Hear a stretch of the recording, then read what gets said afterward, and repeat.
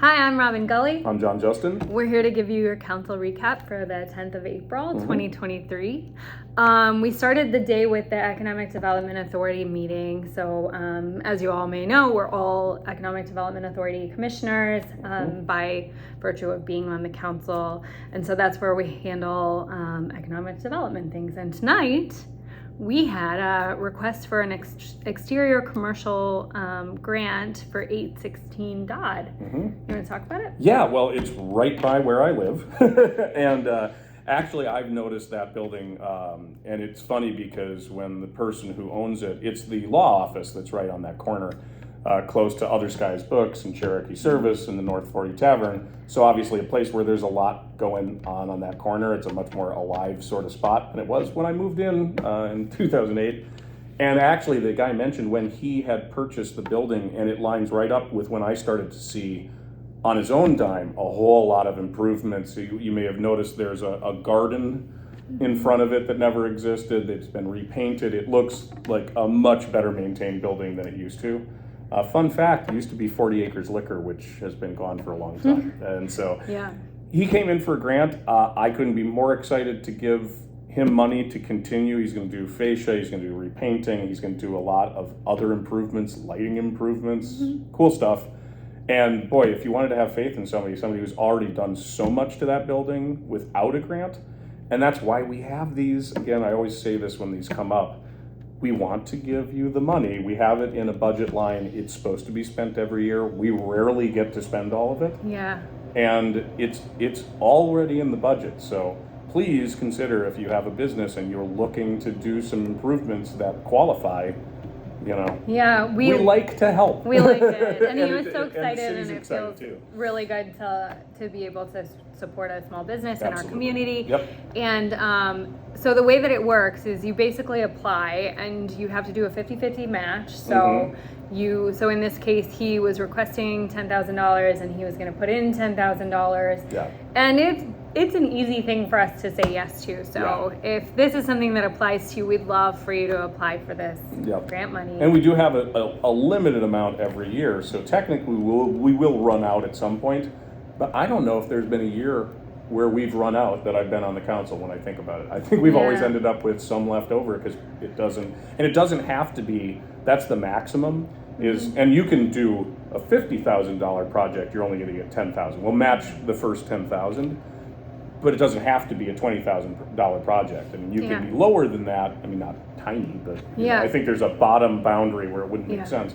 But so it doesn't have to be spend all of the money, but we just, if you have anything, reach out, talk to either of us, talk to staff. We will walk you through the process, tell you what does and doesn't apply, and please take the money to make these things happen. Definitely. That was actually the only thing on our EDA agenda today. Then we went into open council work session where we just had a few things, but one of them was talking about our sign ordinance. And I just want to start by saying that if you've been watching these for a while, or if you watch the council meetings, you will know that this is something that we have been talking about consistently for a long time. So it comes up every probably 6 months. And that's after, honestly, probably a whole year where we were talking about it every couple weeks. So, do you want to talk about that? So I mean, this is a preliminary thing. We're trying to figure out what we want to do with the sign ordinance. And so I'll just hit some kind of major points, and this is proposals. This may change, we may tweak it. We brought up a couple changes tonight. I think we'll see more changes. It's going to evolve. The main points would be, currently we have and we'll get it out of the way, during political season there's no limitation on signs legally. That's how it works. Outside of that though, we currently have one sign allowed in each yard with a 6 square foot maximum size of that sign. And at one point, the idea behind that was that it was easy to enforce because you could look into a yard and say, that's 2 signs, that's too many. Staff is happy with the idea of expanding this to be just defined by square footage, and that square footage would be a total of 10 square feet. So that could be 5 signs, that could be 1 sign, that could be whatever. It also involves putting a sign on a fence, and we're not gonna get into the fence thing because that's a whole different thing, that would count towards that same total square footage. The other thing that was kind of a big piece of that is talking about trying to open up murals, and some discussion about how to do that. I made a suggestion, I think, that was generally liked, which would be total square footage and allowing 25% of the total exterior square footage of the walls of the building for a mural. So you could do one wall that is predominantly or entirely a mural, Yeah. but you know, it still has limitation. The proposal was 20% of each side, which I think would lead to weird little rectangles on big walls, which isn't generally what I think of. I mean, if you want to do that, you can, but most murals, that's not how it goes.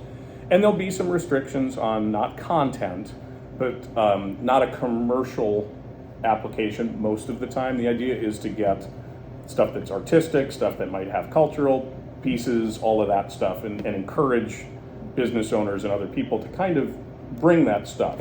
It's always important to me to specify this is a separate conversation from public art, because a mural on a commercial building is not public art. That's a whole other argument. We're working towards public art too, but sometimes those get confused. They're two different pieces, and we're getting there. And I just want to remind folks too that this is part of our open council work session. For those of you who might not remember or who might be joining for the first time, open council work session is where we talk about things. So even though this is coming up and we think that it's going to come to a council agenda, this is not where we make any decisions. Yep. So we make suggestions of things we can consider, and then we'll discuss them at that time. The other thing I wanted to mention, because this is a cleanup thing that may seem silly, but it's been a big thing to me. We had a moratorium on more than 30% of a window being allowed to have a transparent sign. In the world of modern marketing, probably for the last decade or more, those transparent, so you can see out, but it goes on the window and it promotes things. 60% of our businesses in town have those, all of which were non-compliant. That's a silly thing to have in code if you're not going to enforce it, and everybody knows that it, and you know. So we're looking at getting rid of that because I don't find those objectionable. I don't think most people do.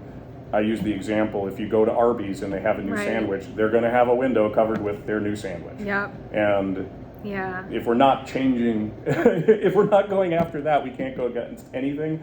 And so I think it just makes sense to just allow those. I don't find them to be any sort of eyesore or public nuisance or problem. So so a lot of what we try to do in things like our sign ordinance is we try to look at them and think about like what makes sense to enforce and what are we enforcing, what are we not enforcing. So things like the transparencies on the windows, we're not enforcing that anyway, nor do we feel compelled to spend city dollars and your taxpayer dollars to go after businesses that are putting those up on their windows or houses for that matter. But so we try to think about like what do we need as a city and how do we show that we're the community that we want to be without and like but not be overly restrictive. We do know that every time we make changes in this, there usually are people who want to sort of push the limits, and so we just, if this comes and if we loosen the restrictions and there are some like pain points at first, we want to hear about it, but also appreciate you all, just being a little bit patient while we get through some of the. And if our code's consistent, there's an easy answer to that. If somebody's outside of the framework, then it changes. And the other thing is, we can tweak portions of this as we see things develop.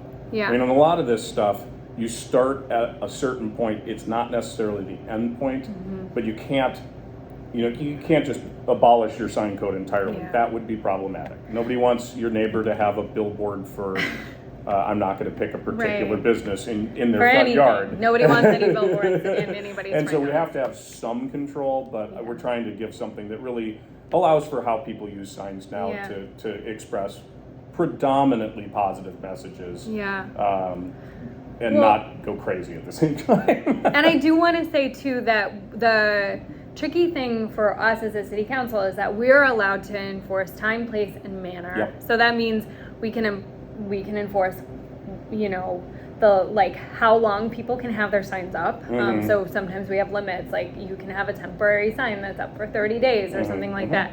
We can enforce where they can be, so we can say you can only have them in, you know, like certain parts of your property or whatever. And we can say we can enforce manner, so the way that things are displayed. So for example, we've said before that signs can't be affixed to fences, and we're allowed to say that. We cannot regulate message and content. And we shouldn't. That's pretty basic First Amendment thing, to not be able to tell people what they can and can't say. But yeah, and so I think it works out for the best, and we are really, a lot of the discussion was about, you know, allowing this, but also still being reasonable to other people that could be affected by it. So, you know, there's a reason we're not going to have a neon sign out in somebody's front yard. You know, so. Once again, we've spent a lot of time on signs. Every time we talk about this. Well, hopefully we're moving towards something where we have this codified, and then we'll have it in place. We'll see how everything works.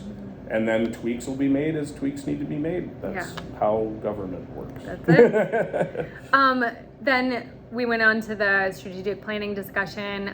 So there was some really great content in this. We talked about the fact that we had a strategic planning meeting a couple weeks ago. We were lucky to be joined by some great community partners, including our Dakota County Commissioner, Joe Atkins.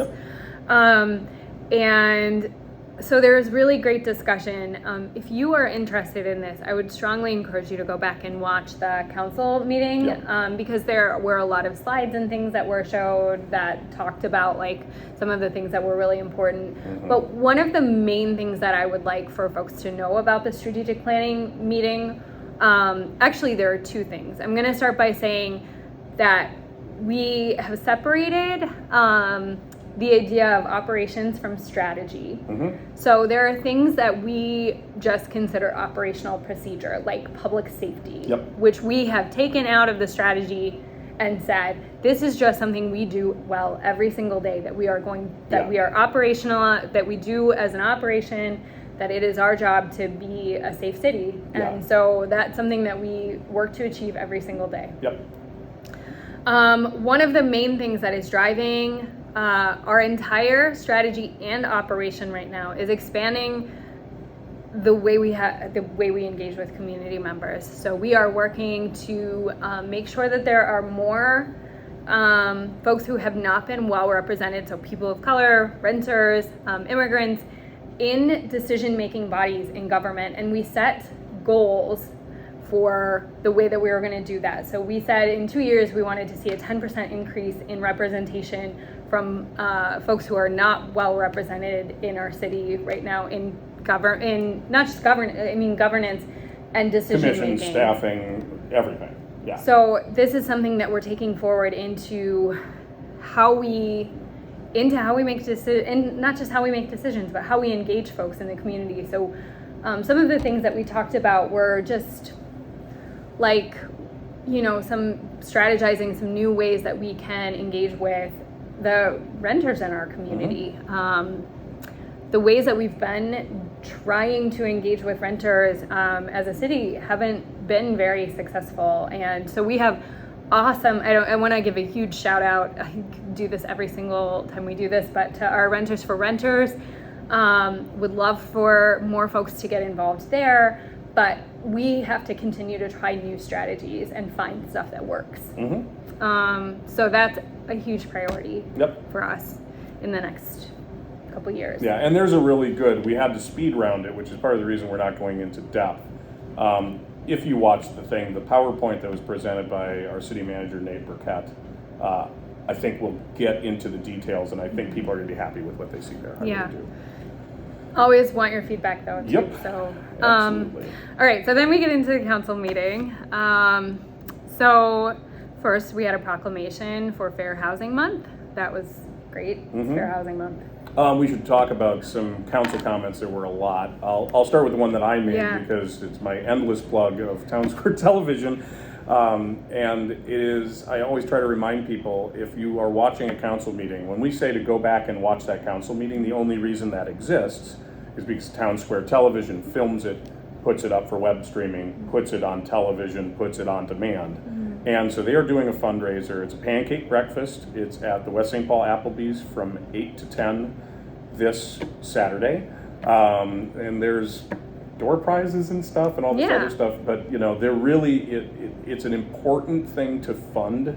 You just don't get the school support we get, the televised games, the televised graduations, the governmental stuff, all that stuff does not exist without these people doing it. And they do. I'm on the board of NDC4, North Dakota County Cable Commission, and they're razor thin on their budget. They are really careful about it. They are not wildly spending. And they make it work with a great staff that probably doesn't get paid nearly enough, in my opinion, but we try. So I just really would encourage people, plus, hey, pancakes. Pancakes are always good. Pancakes are always So anyway, good. I just wanted to cover that one right off the...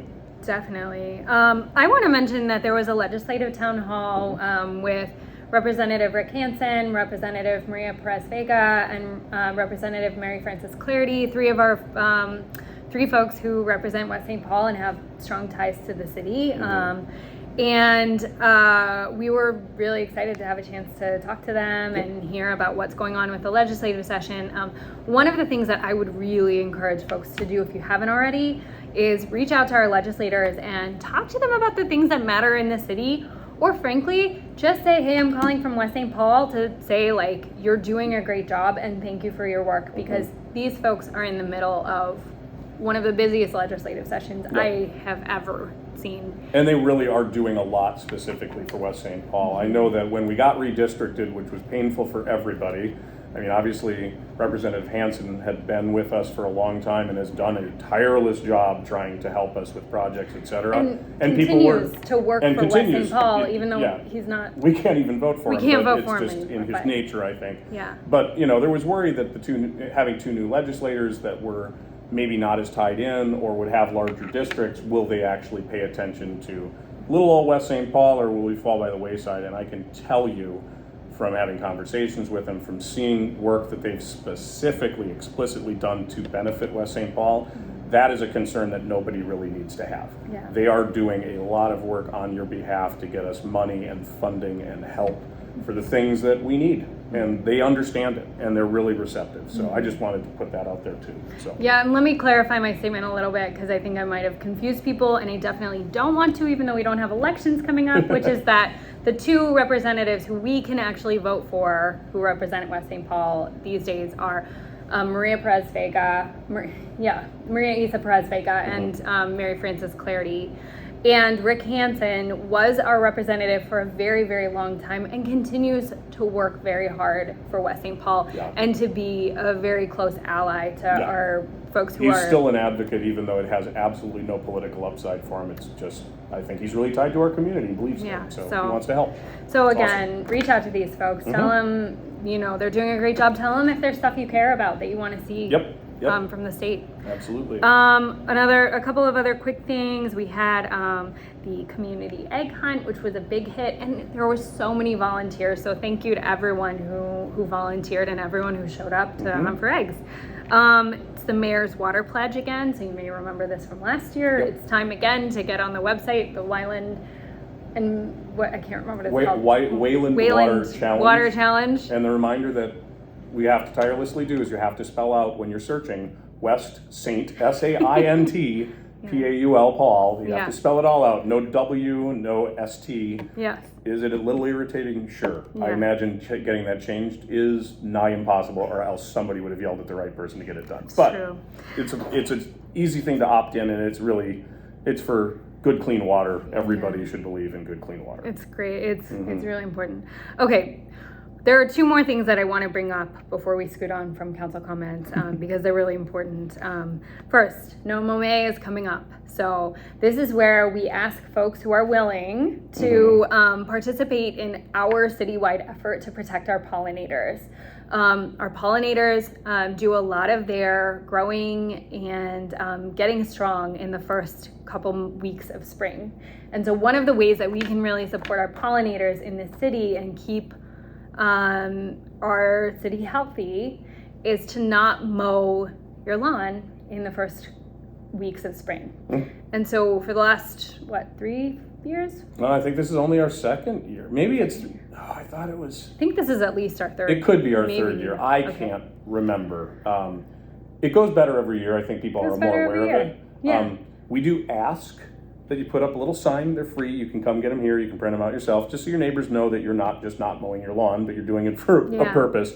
That being said, and I always clarify this, we're not going to come over, and if you don't have the sign, we're not going to come over and hit you with a code citation. We're going to turn a blind eye to that through the end of May. Now, trust me, June 1st, you're going to want to... Yeah, June 1st, you're going to want to be cutting it, and let me tell you, it's going to be hard, but you'll make it. You'll You'll do make okay. it, and the pollinators will be better for Yes, it, and thank you so exactly. much for doing that. And then one other thing, the website, there's a survey for Parks and Rec, and they're looking for community input on Parks and Rec programming. And which would be great. so please go and take the survey. It won't take you very long. No. These kinds of surveys really help us to get you the things that you want, and they give us the sort of backing to make the decisions that you want us to make. So we really appreciate it. Okay. So moving on. I think Final assessments for mill and overlay. Yeah, final assessments for mill and overlay. Yeah, and we had that. There was a person that came and asked some clarifying questions. So the thing with the mill and overlay, it's not like when we just go and throw asphalt over the top of a bad road. It's gone past that point. So we have a whole map of where that's going to happen. And so they will mill, that means taking off 2 inches of surface. Then they're going to try this Texas wet coat, I think it's called. I'm not a road engineer, but it's supposed to actually help with what they call refraction cracks. You've probably seen things, we do a mill and overlay, and then people are like, oh, but there's a crack in the road. That's how it works with asphalt. This should minimize that, which means less patching, possibly a longer life. You're looking at 10 to 12 years, I think, is the estimate, before you have to either do it again or do a real reconstruction.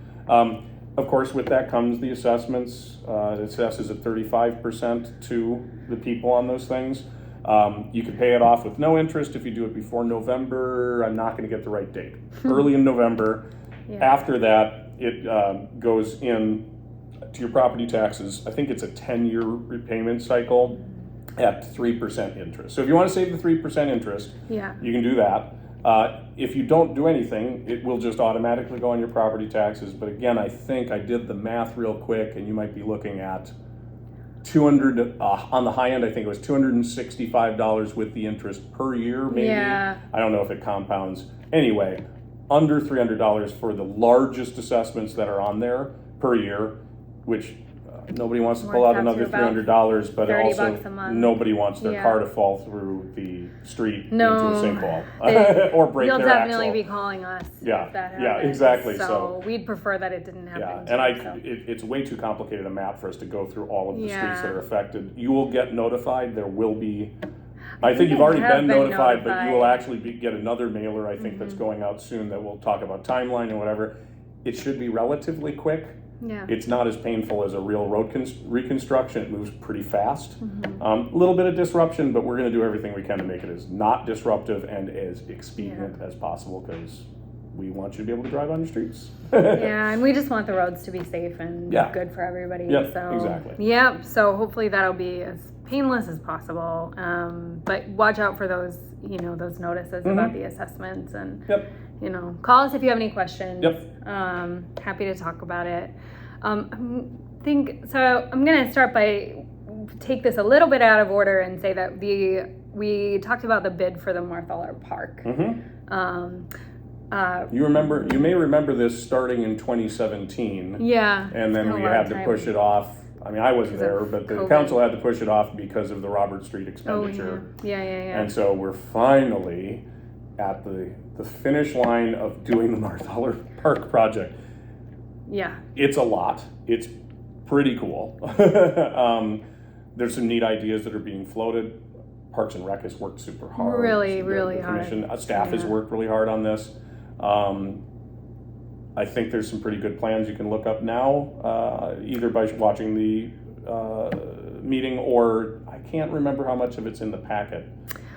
And I don't have the packet in front of me. You can look that up on the agenda. If there's not a lot of detail in there, you can definitely There's not a lot watch of detail in the packet, but there was a presentation tonight with a lot of the pictures of what it's expected to look Yeah, like. yeah, so- Graphics, I should say, Yeah. not pictures. But so we're really excited. They've done a ton of work on it, and anytime we invest in our parks, it's a really good thing. Yeah.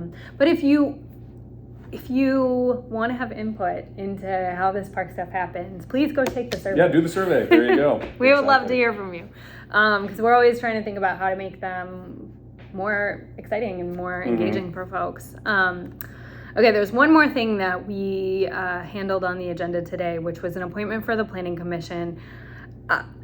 It was complicated, and I would encourage anybody who is interested in it to go back and watch the council meeting Yep. and the discussion that we had there. Yeah, do you want to say anything else about it? You know, I mean, the thing is, I think that unfortunately a lot of times it's hard for people to understand the process with how these things work. And there are different processes depending, you know, and by ordinance, depending on different commissions and such. And yeah, getting into the weeds on that is probably complicated. And I think there were, what I want to be cautious about, I think there were a lot of opinions expressed. I don't want to speak for people, and there's only the two of us here. And so I would agree that probably the best way to get an understanding of the process, the discussion, concerns, thoughts, is to just watch that section if it's important to you. I think that's the best option, because summarizing it would be unfair to people that can't directly say what they feel, and also probably so complicated that we would make this an even longer video than it normally is. So that would be my recommendation. You should be able to click right on the, when it goes up for streaming, you should be able to click right on that item. It'll start right at the beginning. Yep. And if, you know, watch the process and the discussion and the thoughts that were shared. And if for some reason you can't click on it, which you should be able to because of Town Square Television. Yep, hey, they're remember great. them? Buy some pancakes. It was about 45 minutes into the meeting. Yeah, that's probably roughly. right. Yeah. So, the only thing I'll add to that is that we did start to touch on the process and just wondering, you know, we're always trying to figure out these processes for commissioners and committee members, and it is hard. And I feel like every time we come to a decision, it gets more complicated. It gets more complicated. And I have talked to people from other cities, and for whatever reason, almost universally, these are difficult processes, because there's that balance between, you don't want to pack a commission with a certain ideology, no matter what that ideology is, but you also want to be representative of the people that that need to be at the table. So it's, I mean, whatever city you're in, there's going to be disagreements, there's going to be people that are not happy. So it's not just a West St. Paul problem. I mean, it's a governmental problem, and there's no magical process. There just isn't. There's always going to be, and even when you look at, you have new elected officials that come in, you have new people sitting in seats, suddenly they want, I think we should do it this way, I think we should do it that way. Those are important discussions to have. The problem is, they're ongoing discussions, because there's going to be different ideas of what the fair, equitable way to do it is, and that's the goal. But it's harder to achieve than you might think. There's no magic. Yeah. Somebody would have written a policy paper on this if there was a magical solution that worked for every city. But anyone who would like to write a policy paper on this and give us some recommendations, we would love Bring to it on. read it. So that's all we got for tonight. All right. Thanks for sticking with us, and See you in a couple weeks. bye-bye.